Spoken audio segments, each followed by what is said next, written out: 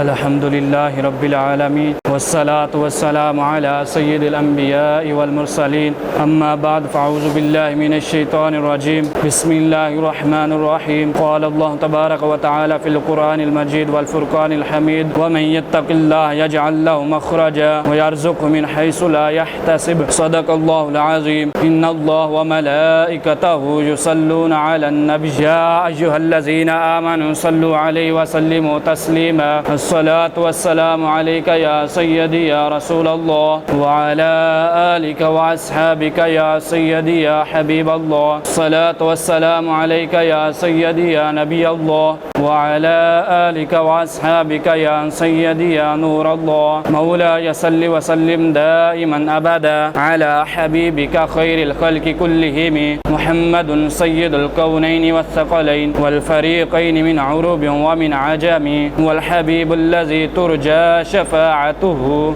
لكل حول من الأهوال مقتحم مولاي صل وسلم دائما أبدا على حبيبك خير الخلق كلهم اللہ تبارک و تعالیٰ کی حمد و ثنا اور حضور نبی کریم رؤوف الرحیم احمد مجتبیٰ جناب محمد مصطفیٰ صلی اللہ علیہ وسلم کی بارگاہ میں ہدیہ درود و اسلام عرض کرنے کے بعد نہایت واجب الاحترام معزز سامعین حضرات، ایک شخص نے دربار رسالت میں تندرستی اور رزق کی کمی کی شکایت کی تو نبی کریم صلی اللہ علیہ وسلم نے فرمایا کہ جب تم اپنے گھر میں داخل ہوا کرو تو سلام کر لیا کرو، چاہے گھر میں کوئی ہو یا نہ ہو، پھر مجھ پر سلام کہا کرو اور ایک مرتبہ سورۃ اخلاص یعنی قل هو اللہ شریف پڑھ لیا کرو۔ اس شخص نے ایسا ہی کیا تو اللہ پاک نے اس پر رزق کھول دیا، حتیٰ کہ اس کے پڑوسیوں اور رشتہ داروں کو بھی اس رزق سے حصہ پہنچا۔ حضرات محترم، یاد رکھیں اپنی اور دوسروں کے اصلاح کے لیے کوشش کرنا اسلام کی بنیادی مقاصد میں سے ہے۔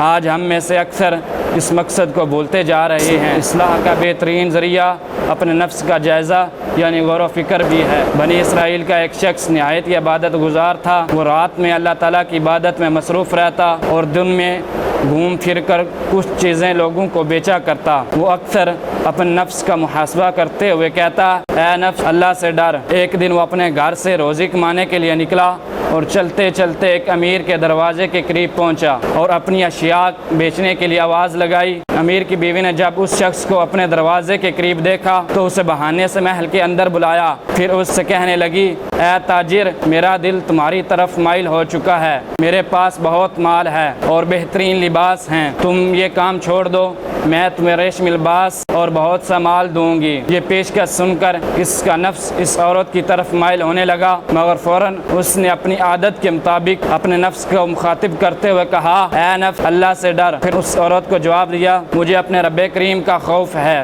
وہ عورت کہنے لگی، تم میری خواہش پوری کیے بغیر یہاں سے نہیں جا سکتے۔ اس شخص نے پھر کہا، اے نفس اللہ سے ڈر، اور برائی سے بچنے کا طریقہ سوچنے لگا۔ آخرکار اس نے عورت سے کہا، مجھے تھوڑی سی مہلت دو تاکہ میں وضو کر کے 2 رکعتیں ادا کر لوں۔ اجازت ملنے پر اس نے وضو کیا اور چھت پر چلا گیا۔ وہاں اس نے 2 رکعت نماز ادا کرنے کے بعد چھت سے نیچے جھانکا تو اس کی اونچائی تقریباً 20 گز تھی۔ اس نے بے بسی سے اللہ تعالیٰ سے یہ دعا کی، اے میرے مالک، میں اتنے عرصے سے تیری عبادت میں مشغول ہوں، مجھے اس مصیبت سے نجات عطا فرما۔ یہ کہہ کر وہ چھت سے نیچے کود گیا۔ اللہ پاک نے حضرت جبرائیل علیہ السلام کو حکم دیا، جاؤ میرے بندے کو زمین تک پہنچنے سے پہلے سنبھال لو، کیونکہ اس نے میری ناراضگی کے خوف سے چھت سے چھلانگ لگائی ہے۔ حضرت جبرائیل علیہ السلام نے نہایت تیزی سے آ کر اس شخص کو تھام لیا اور زمین پر بیٹھا دیا۔ مصیبت سے بچ کر وہ خوشی خوشی اپنے گھر کی طرف چل دیا۔ گھر پہنچا تو دیکھا کہ اس کے گھر والے بھوک اور پیاس کی شدت سے پریشان تھے۔ وہ بھی ان کے ساتھ بیٹھ گیا۔ تھوڑی دیر میں اس کا ایک پڑوسی آیا اور اس عابد سے کہا، کچھ روٹیاں دے دو۔ عابد کہنے لگا، اللہ کی قسم ہمارے پاس تو کھانے کو کچھ بھی نہیں، تندور دیکھ لو کو اس میں بھی کچھ نہیں ہے۔ وہ پڑوسی تندور کی طرف بڑھا تو اس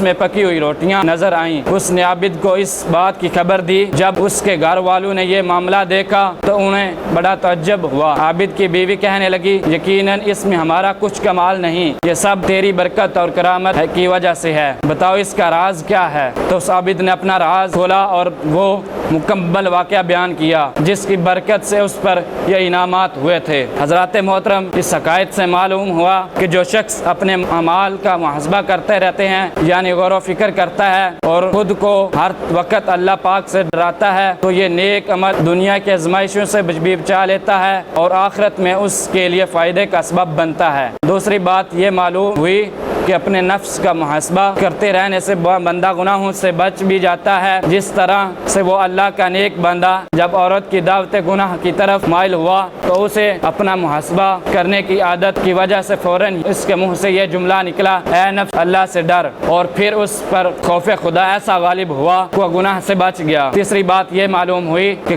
مشکل وقت میں نیکیاں ہمیشہ کام آتی ہیں، بلکہ نیکیوں کی برکت سے مشکل وقت بھی اللہ تعالیٰ کی مدد شامل ہوتی ہے۔ جب وہ نیک شخص گناہ سے چھٹکارا پانے کے لیے چھت سے کودا تو اللہ کی مدد کی وجہ سے کسی بھی نقصان اور مصیبت سے محفوظ رہا۔ چوتھی بات یہ بھی معلوم ہوئی کہ جو اللہ پاک کے خوف کی وجہ سے گناہوں سے بچتا ہے، اللہ تبارک و تعالیٰ اسے ایسی جگہوں سے رزق عطا فرما دیتا ہے کہ جس کی طرف خیال بھی نہیں جا سکتا۔ قرآن پاک میں ارشاد ہوتا ہے، وَمَن يَتَّقِ اللَّهَ يَجْعَل لَّهُ مَخْرَجًا وَيَرْزُقْهُ مِنْ حَيْثُ لَا يَحْتَسِبُ، اور جو اللہ سے ڈرے اللہ اس کے لیے نجات کی راہ نکال دے گا اور اسے وہاں سے روزی دے گا جہاں سے اس کا گمان بھی نہ ہو۔ پتہ چلا کہ اللہ تعالیٰ کے خوف کی وجہ سے گناہوں کو چھوڑ دینا رزق میں برکت کا سبب بنتا ہے۔ جو بھی خوف خدا کی وجہ سے کسی گناہ سے رک جاتا ہے تو اللہ پاک اسے ایسے اسباب سے رزق عطا فرماتا ہے کہ جن کی طرف اس کا خیال بھی نہیں جاتا۔ آج ہم دیکھتے ہیں کہ لوگوں کی بڑی تعداد ہے جو رزق و روزی اور دیگر پریشانیوں میں مبتلا نظر آتی ہے۔ کسی کے گھر کے خرچے پورے نہیں ہوتے، کوئی ہزاروں کما کر بھی کچھ بچا نہیں پاتا، کسی کو کاروبار میں رکاوٹ نظر آتی ہے تو کسی کی دکان ٹھیک طرح سے نہیں چلتی، کوئی بے روزگار ہے تو کوئی قرضوں کا شکار ہے۔ اس میں ہمیں غور کرنا چاہیے۔ اس کی وجہ یہ تو نہیں کہ ہم گناہ کرنے سے نہیں ڈرتے، مصیبتوں اور رزق میں بے برکتیوں کا سبب ہماری اپنی بدعمالیاں ہی ہوتی ہیں۔